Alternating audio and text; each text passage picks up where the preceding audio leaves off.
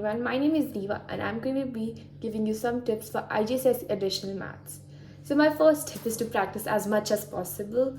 So you should practice from your book and from the past papers. So by practicing from the book, you'll be familiarizing yourself with all the concepts are there, whether that's trigonometry, calculus or polynomials. Then once you've done with the book, you should move on to the past papers. Past papers are a little difficult compared to the book.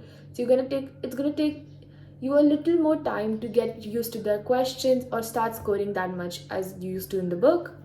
So once you start doing that, try to make sure that you are doing it in the time limit. So for example, if it's a 2-hour paper, you should try to complete the entire paper in 1.5 hours. So you have 30 minutes left for rechecking the paper, which is extremely important in maths as we tend to do silly mistakes and sometimes we don't know a question and we need extra time on that. So that half an hour can be used for that. Also, my advice for checking the paper is to get an extra sheet from your examiner and also start to do the questions again and again. So for example, there's a question on polynomials.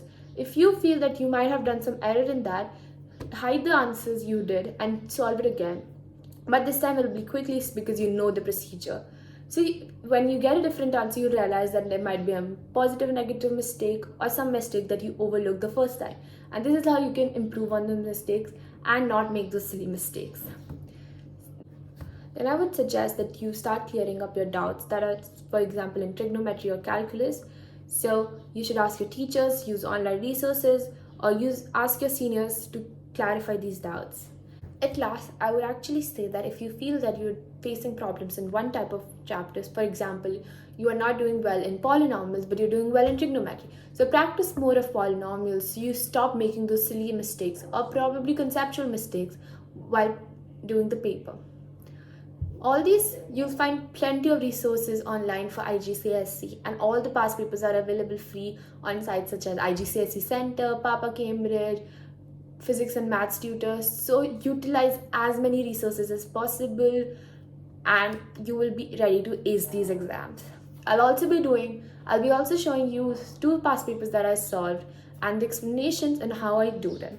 So one last tip for solving past papers, do these past papers. Any question you have doubt in, circle them or probably just leave it that way, and when you check it from the mark scheme, look at the mark scheme. The mark schemes are generally very well elaborated, so you can learn the concepts and how to do it in them. The additional math IGCSE paper.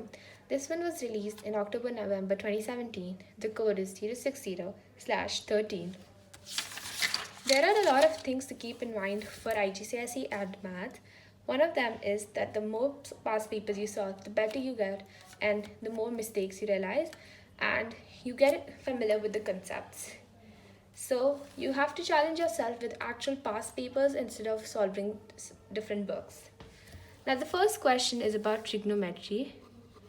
So we can see that it's a very small question and you don't have to spend much time as it's just a 2-marker and max to max 3 to 4 steps have to be done in this. So you can see we have to find out one in terms of other. How do we do that? So there's an identity that sec square theta is equal to 1 plus tan square theta. So we're going to be converting 2 sec square into this.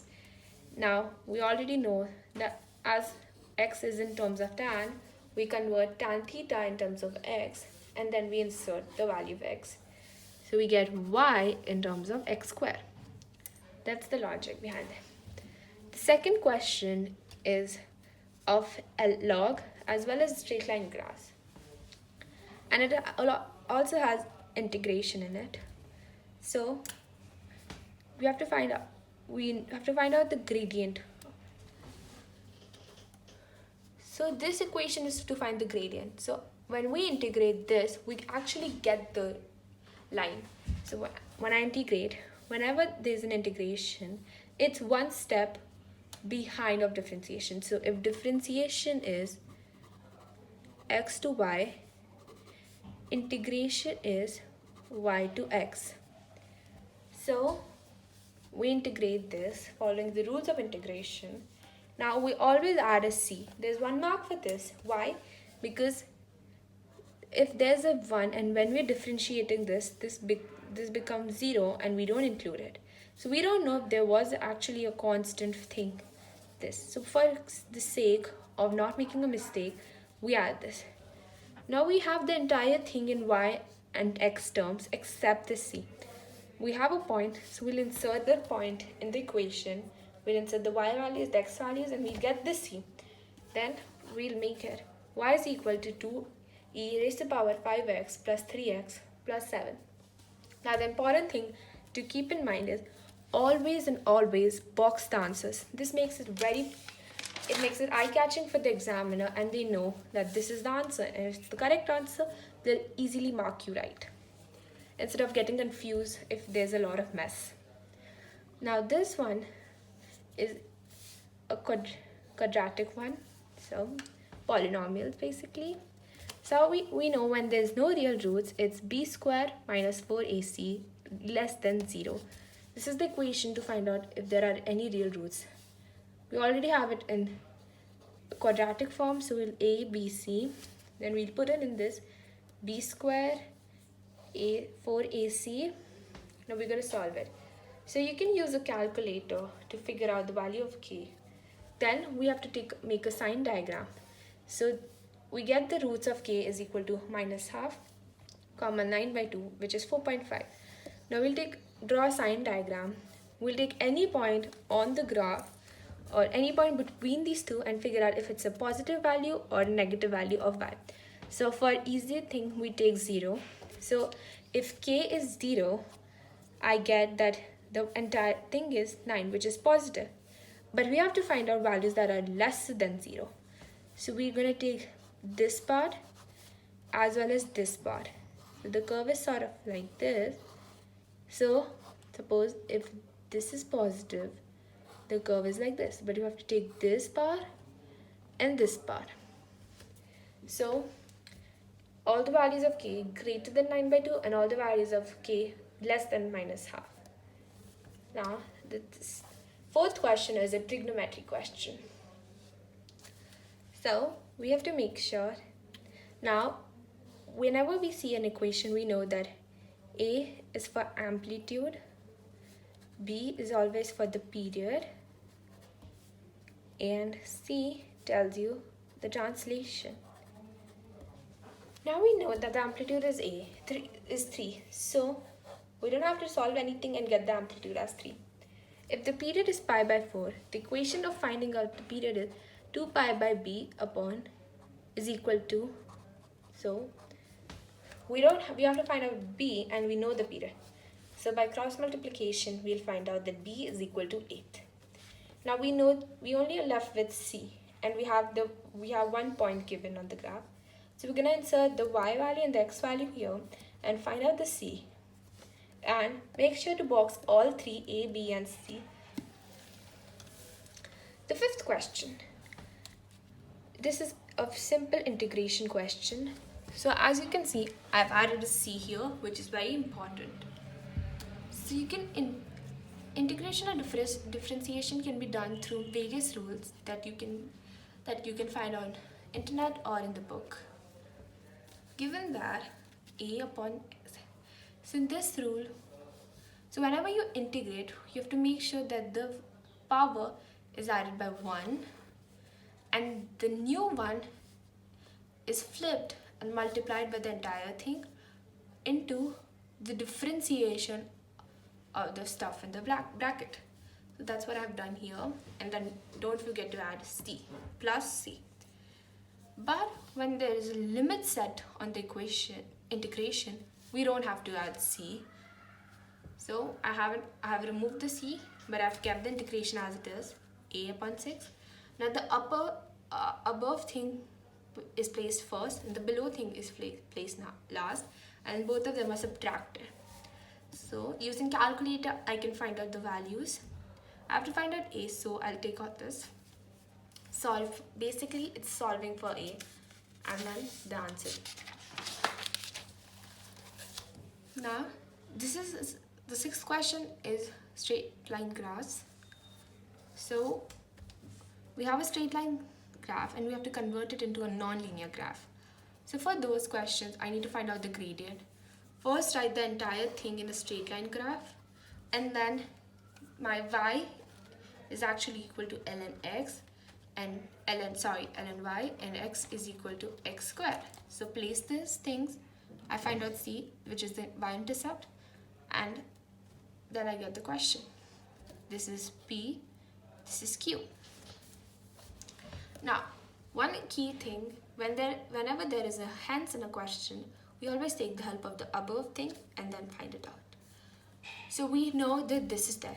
Whenever we have to remove ln, we put the entire, this right hand side in e upon that. So that's what I've done over here. Y is equal to e raised to the power this. So e plus ab can also be written as ea into eb. So that's what I've done over here. Then this is a proper constant, so I can solve it using my calculator. And I know that ex squared minus 5 by 2. This is also z. So minus 5 by 2. This is what I've done here. Moving on.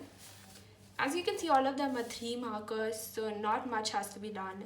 Just a basic amount of calculation, 4 to 5 steps. This is a question of binomial theorem.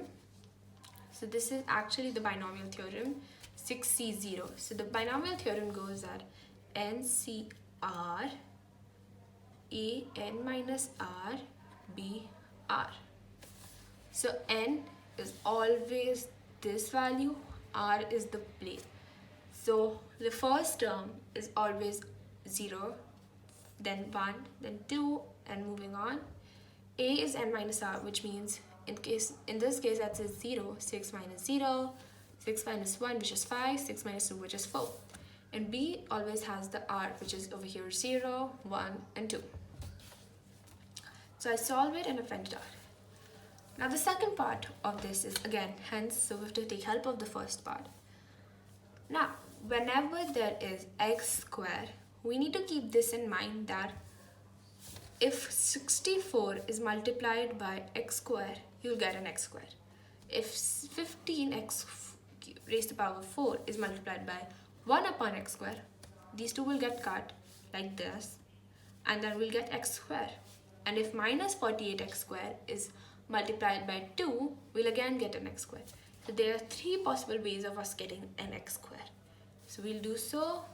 And so first thing, how do you start doing these questions? First, you write the first 3 terms provided, dot, dot, dot, and then you solve this one. So this is just x squared, so there are going to be only 3 terms. I solve that, and I add or subtract the values, and I get the answer. Now the 8th question. This is again a differentiation question. Now this is the multiplication differentiation. How does it happen? So the first is u, and the second you can take v. So what do we do is u v dash plus v u dash. U dash and v dash represent doing differentiation of that single unit. That's how I've done u, which is x minus 4, v dash differentiating this part. Then differentiating x minus 4 will get me a 0, and adding 0, writing that has no sense. And it'll get me 1, so multiply it has no sense over here. And then I have to just write v as it is. Now this I remove the brackets and I solve it. I get this. Now I notice that 3x minus 1 is there. Is similar in this and this. So we can take out 2 by 3. But the powers are different, so we can take one part of it outside. And we're left with only 3x minus 1. Now what we notice is this and this is same. So we just freeze these 2 parts and now solve for ax plus b. So this is going to be giving us ax plus b. That's there. Now again the second part. As you can see, first of all, that it's a 5 marker, so it has to be a big question. Hence find in terms of h. So the approximate change in y when x increases. So I find out the value So first I find out the value of the differentiation when x is 3. Now when this value is actually multiplied with the amount of change, which is plus 3, we get 12h. So that's the answer. Now, ninth question, this is a permutation question. There is always a big permutation and combination question in every single paper. So this is something you should really study. Now, the first part is generally either permutation or combination, and the second part is the one that has. So if the first part is permutation, the second part is going to be combination. There are no restrictions. There are 6 digits, so 6 factorial gets you the answer. You can also do it this way. You can put 6 places. If there are 6 choices in this, there'll be 5 in this, 4 in this, 3 in this, 2 in this, and 1. Then you multiply. This is something I've done in the second part, but as there has to be an even number, there are 2 choices in this.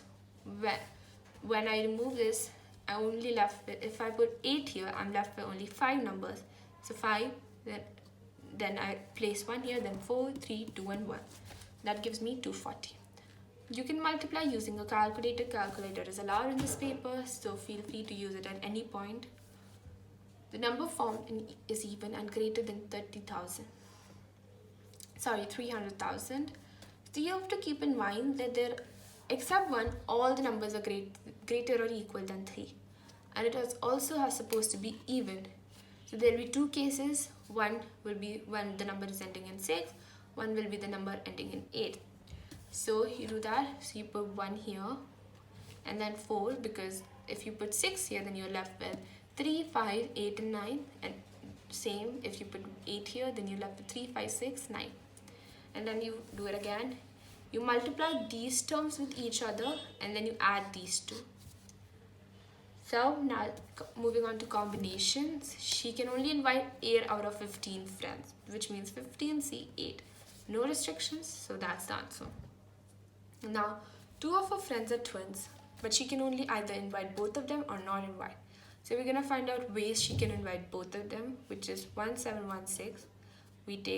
We remove the 2 twins from the total number and we put 6 over here because we're removing out of these 8 people 6, 13 C6 into 2 C2, because out of the twins we're inviting both of them.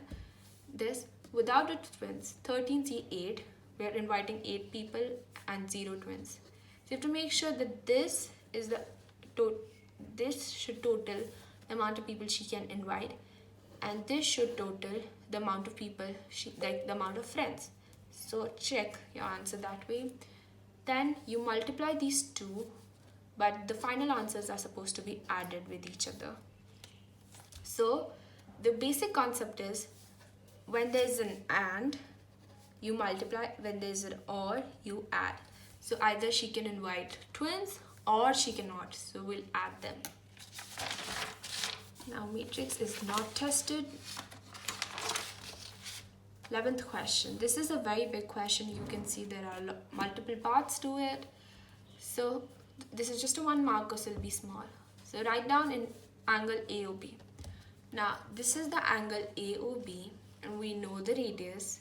We know the length of arc. So we'll use the formula length of arc. So we'll put 10 in place of radius and theta, so which will be 1.48. Find the radian angle DOC. We know the area of this. We know the length, radius. So we just need to find out this. So using the formula of area of sector, and we solve it. Find the perimeter of the shaded region.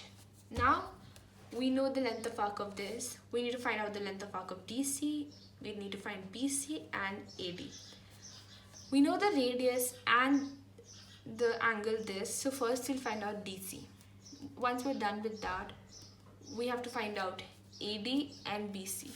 But AD and BC are going to be equal, as their angles are also equal. So first we find out the angle, and then we're going to use the cos rule to find the rest. How do I find the angle? I know this, suppose this, I take it as x. Now these two are equal and I know the rest. So I just solve for x. Once I'm done solving for x, So then I get the angle, and then I find out BC using cos rule, and now BC has to be multiplied into 2, so we get half so this into 2 plus area of arc length of arc here and length of arc in this, so you get the perimeter. The same way we're going to find out the area. We know the area of this part, this area and this area is going to be equal, and we can find out this area. So we know the angles of every single part, so area can be found. So this is the area of this part, and then 2, and then area of these triangles. So area of triangle with non-right angle are found out by half into sine AB into sine C.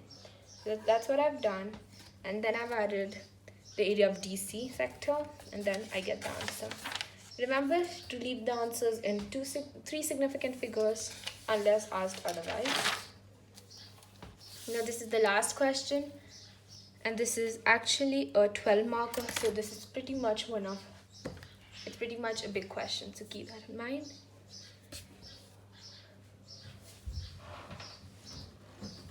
So line y is equal to 2x plus 1. Now keep it very neat and solve step by step so you avoid any possible errors. This is a straight line graph question. Now first of all, I'll find out points P and Q. So I find out points P and Q. Then I'm going to find out their midpoint. So I do that as well. The formula for midpoint is x plus x2 upon 2, y plus y2 upon 2. Now you have to understand that whenever there's a perpendicular line, perpendicular bisector, the gradient is inversed and multiplied into 2, and the midpoint is a point on both them. So first we find out the gradient of P and Q, then we inverse it and then multiply it by 2, and we get the gradient of the perpendicular bisector of P and Q. We know that this M is on that perpendicular bisector, so we have a point, we have the gradient. We find out an equation of the line. Now after finding out the equation of the line, we put in these two values which are supposed to be proven. And when we solve the LHS side and keep the RHS as it is, we come to a conclusion that LHS is equal to RHS, hence proven. Now line P and Q intersects the y-axis at point R. So we know that we're just taking this for example. This is not it's probably not the proper PQ, and this is the bisector. This is M, this is R, and this is S. So what you can see that M is the highest point in this triangle, which means this could be the height. So the x coordinate of M is the height of the triangle, and adding the y coordinates of R and S gives us the base. So that's what we do. So first of all, we'll also find out the values of R and S. So the values of R and S can be easily found. The y-intercept of PQ is R, and the y-intercept of which is 17 by 8 of the perpendicular bisector is S. So once you've found out these values, what we're gonna do is we're gonna add this with 1 because that's what. So this is R plus S, y coordinate, x coordinate of M. We multiply, so half into base into height, and we get the area of RSM. Try to complete the entire paper quickly so you can recheck. So I really suggest circling the questions you have doubted and going back and checking all the possible negative, positive point mistakes you could have done. And next paper we're going to do is February, March 2018, 0606 12. The first question is of chapter 4, polynomials. Sometimes you can note it down while practicing, so you know that if you have a doubt in that question, you have to learn which concept from which chapter. So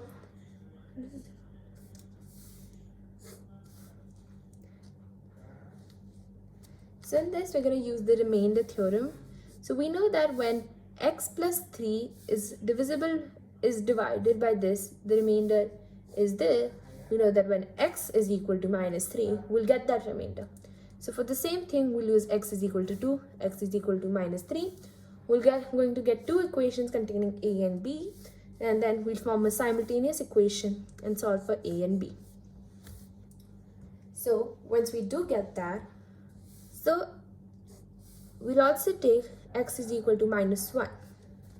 Now given that px is divisible by x plus 1, so we'll do that. We'll again have one more equation, and then we'll solve for a, and then we'll solve for b, and then we'll get the answer.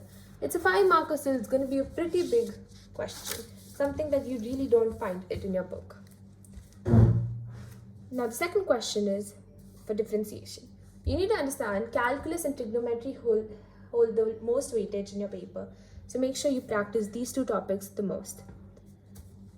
A curve has equation y is equal to 4 plus 5 sine 3x. We have to find the differentiation. So using the rules of differentiation. Now for basic differentiation, all you have to do is memorize the rules of differentiation and you're good to go. For questions that involves the hence, you need to start practicing them so you can use those rules and your common knowledge and get the answer. So for what we found here, we know the value of x, so we'll do that. Now understand, when a proper equation, when we get the differentiation form of this equation, when we put in the x value, we get the gradient. So this is what we actually did. So basically this is the gradient form of finding out. This way we find the gradient of any equation which is not a straight line graph. See, we find out this way, equation of the tangent. Now if I know the gradient, I can easily find out the other values. So I do that, and then I find out the equation of a tangent. What is a tangent exactly? If this is a curve at any particular point, if the line is going like this, it's touching that point and going in a straight line, this line is a tangent. So if I know the point, which is x, if I find the y-axis, so I know this point is pi by 3, 4, I know the point. And if I find out the gradient at this particular point, which is minus 15, I can easily find out the equation, which I did. So, moving on to the third question. Now, whenever they say do not use a calculator in this question, and you know this is a calculator paper, how do we do it and make sure that we do not use a calculator? This statement basically means that you have to show as many steps as possible in order for them to think that you did this question without. So this is an indices and surds question, and what we can see is that we have to rationalize it. So how do we rationalize? Whenever there is a minus over here, this will become positive. If this is positive, this will become negative. The basic concept behind this is a minus b and this is a plus b. So when the answer is a squared minus b squared, as everything is being squared, the surd, or you could call this form, root form, gets eliminated, which we can see over here. Then we get the answer. We can divide the thing, so 22 divided by 11, 22 divided by 11 again, and you get the answer. Now what we can notice is that in this there's no hence, which means this is a separate thing and this is separate. So let's move on to this one.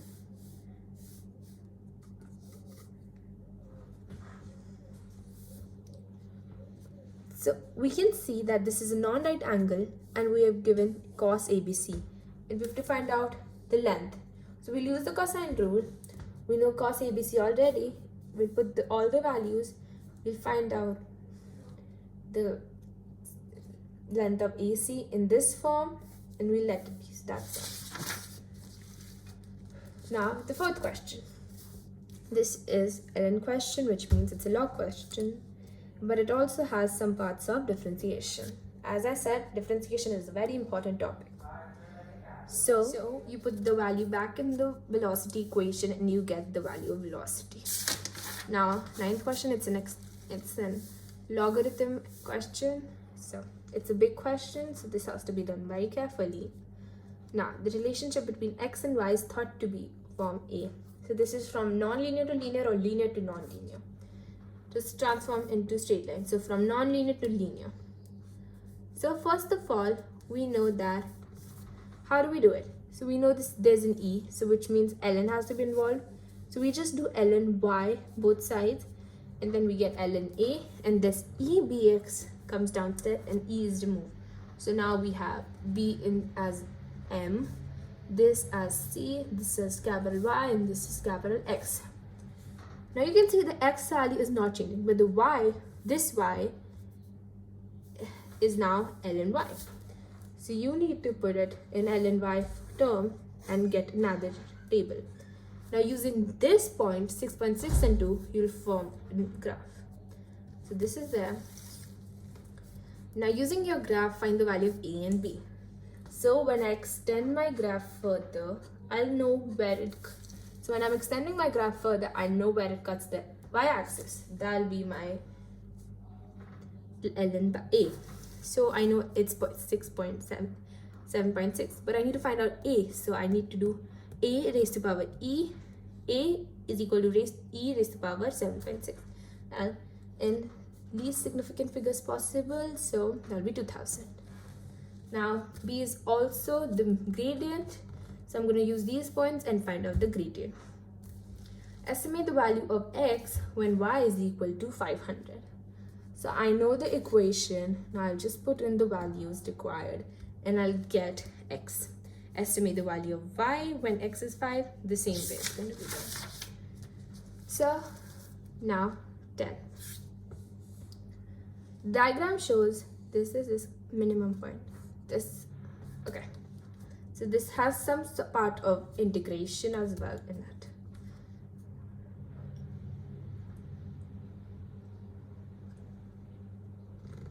So the minimum is at A and the maximum is at B. So we'll find this out.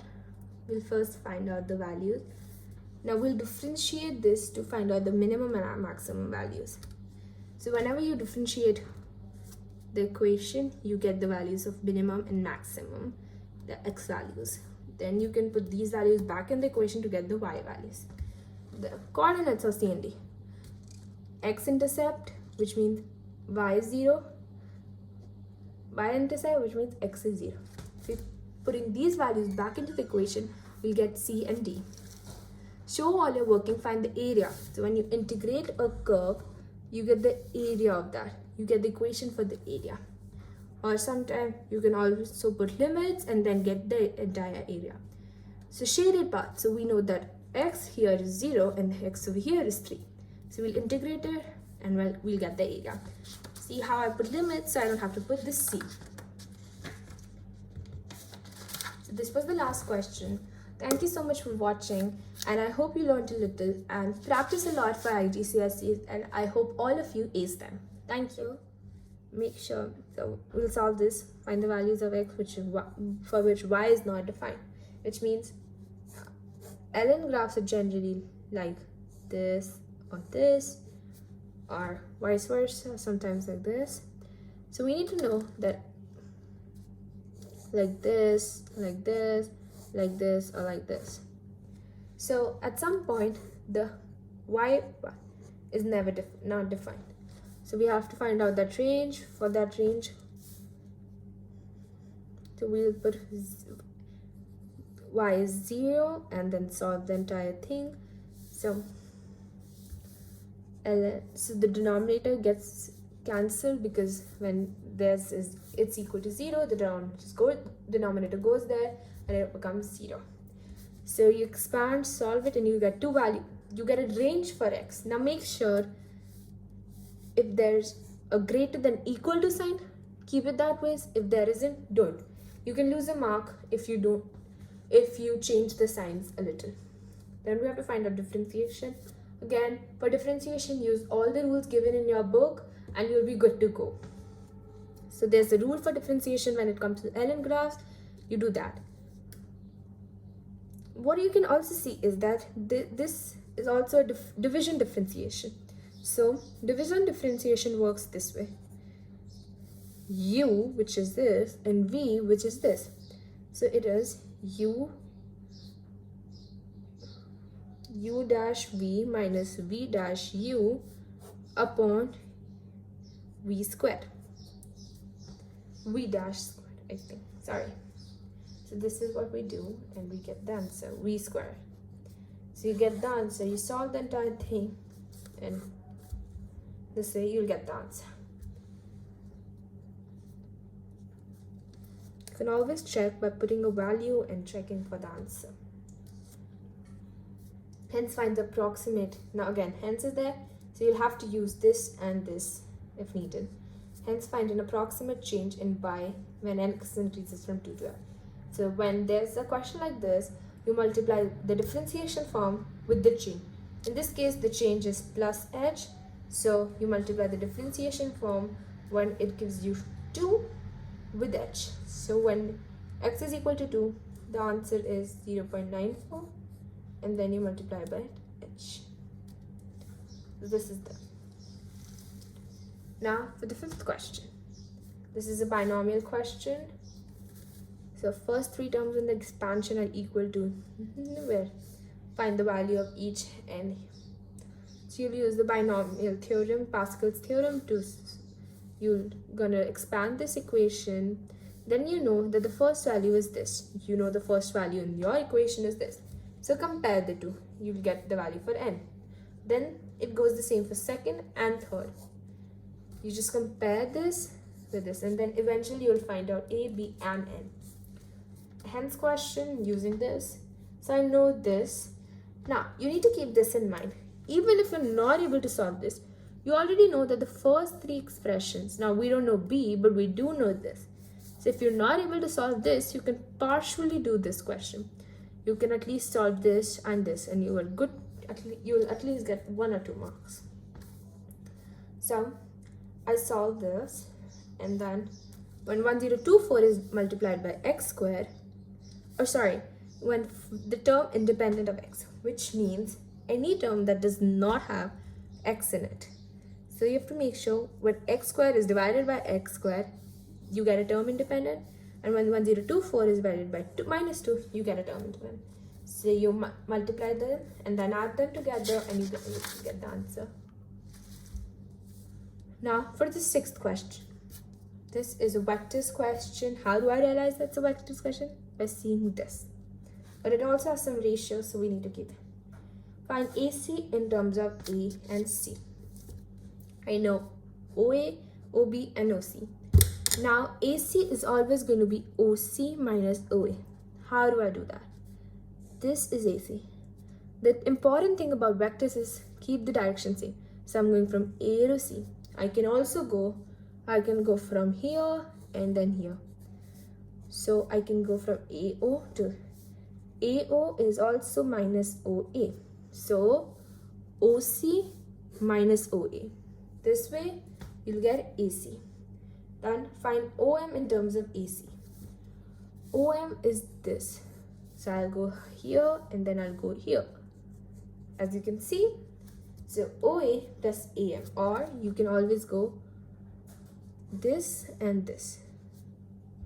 Right? So you'll go here and here. So AM. Now I have to find out AM. How do I find out AM? Given that AM, MC.